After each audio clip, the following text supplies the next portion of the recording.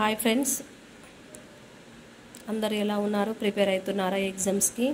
నేనైతే నా యొక్క డే ప్లాన్లో నేను ఏమైతే చదువుతున్నానో నేను మీతో షేర్ చేయాలనుకుంటున్నాను. చూడండి, ఈరోజు హైకోర్టు గురించి చదువుదాము. ప్రతి రాష్ట్రానికి ఒక హైకోర్టు ఉండాలని రాజ్యాంగంలోని 214వ అధికరణ నిర్దేశిస్తుంది. ప్రతి రాష్ట్రానికి ఖచ్చితంగా ఒక హైకోర్టు ఉండాలి. ఇది రాజ్యాంగంలో ఎన్నో అధికరణ అంటే 214వ అధికరణ నిర్దేశిస్తుంది. భారత రాజ్యాంగంలోని 6వ భాగంలో 214 నుండి 231 వరకు గల అధికరణలలో రాష్ట్ర స్థాయిలో హైకోర్టులు, వాటి నిర్మాణము, అధికార విధుల గురించి పేర్కొన్నారు. 214 నుండి 231 వరకు ఎక్కడంటే భారత రాజ్యాంగంలోని 6వ భాగంలో. ఇక్కడ మనము 6వ భాగంలో అనేసి మనం గుర్తుపెట్టుకోవాలి.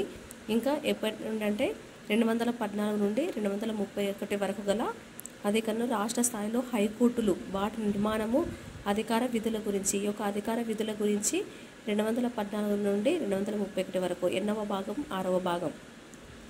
ప్రతి హైకోర్టు కోర్ట్ ఆఫ్ రికార్డు కలిగి ఉండాలని రాజ్యాంగంలోని 215వ అధికరణ నిర్దేశిస్తున్నది. ఈ కోర్ట్ ఆఫ్ రికార్డు కలిగి ఉండాలని ఎన్నవ అధికరణ మనకు నిర్దేశిస్తుంది? 215వ అధికరణ. 1861 కౌన్సిల్ చట్టం ప్రకారము దేశంలో మొట్టమొదటిసారిగా హైకోర్టును 1862లో కలకత్తాలో ఏర్పాటు చేశారు. మనకు మొట్టమొదటిసారిగా హైకోర్టు అనేది ఎక్కడ ఏర్పాటు చేశారు అంటే కలకత్తాలో. ఎక్కడ?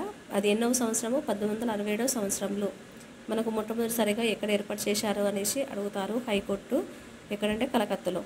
ఈ తర్వాత మద్రాసు, నెక్స్ట్ బొంబాయిలో ఏర్పాటు చేశారు. సేమ్ 1862వ సంవత్సరంలో. న్యాయమూర్తుల నియామకం 216వ అధికరణ ప్రకారము ప్రతి హైకోర్టుకు ఒక ప్రధాన న్యాయమూర్తి, ఇతర న్యాయమూర్తులను కలిగి ఉంటుంది. న్యాయమూర్తులను ఎప్పటికప్పుడు రాష్ట్రపతి నియమిస్తారు. ఈ యొక్క న్యాయమూర్తులను ఎవరు నియమిస్తారు? రాష్ట్రపతి. హైకోర్టుకు ఉండాల్సిన న్యాయమూర్తుల సంఖ్యను రాజ్యాంగం నిర్దేశించలేదు. ఈ యొక్క హైకోర్టుకు ఉండాల్సిన న్యాయమూర్తుల సంఖ్యను రాజ్యాంగం అనేది నిర్దేశించలేదు. ఈ యొక్క అర్హతలు: భారత పౌరుడై ఉండాలి, కనీసం 10 ఏళ్ల పాటు దేశంలోని కార్యాలయాల్లో అయినా న్యాయాధికారిగా పనిచేసి ఉండాలి.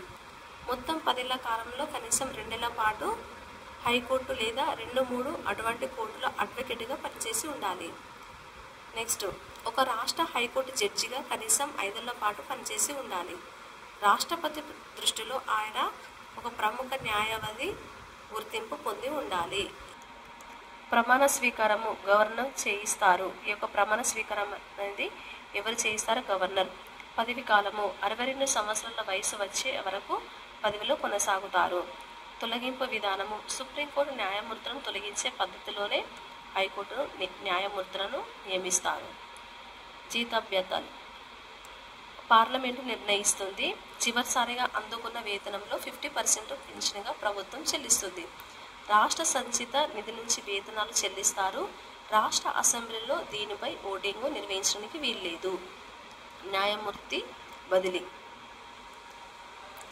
రాజ్యాంగంలోని 222వ అధికరణం ప్రకారం సుప్రీంకోర్టు ప్రధాన న్యాయమూర్తిని సంప్రదించిన తర్వాత రాష్ట్రపతి ఒక రాష్ట్ర హైకోర్టు న్యాయమూర్తిని దేశంలోనే మరే ఇతర హైకోర్టుకైనా బదిలీ చేయవచ్చు. న్యాయమూర్తి బదిలీపై సుప్రీంకోర్టు ప్రధాన న్యాయమూర్తి ఇచ్చే సలహాను రాష్ట్రపతి తప్పనిసరిగా పాటించాలి.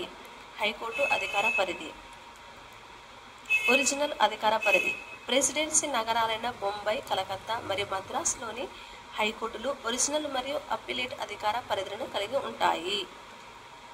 సముద్రయాన సంబంధిత వైవాహిక ధృవీకరణ పత్రాలు మరియు కోర్టు ధృవీకరణ, వీటిపై కేవలం ఒరిజినల్ న్యాయ పరిధి ఉంటుంది.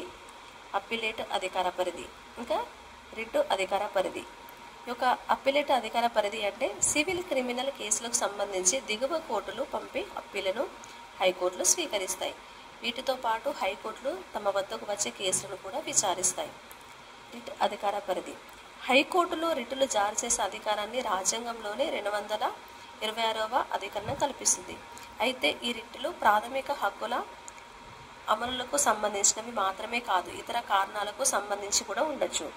ఈ రిట్లను హైకోర్టులు 226వ అధికరణం కింద జారీ చేశాయి. ఈ అధికరణ కింద హైకోర్టులు రిటులు జారీ చేసే అధికారము సుప్రీంకోర్టు కంటే అధికంగా ఉండటం గమనార్హం. తెలంగాణ రాష్ట్రం నుండి మొదటి హైకోర్టు ప్రధాన న్యాయమూర్తి టిబి రాధాకృష్ణన్.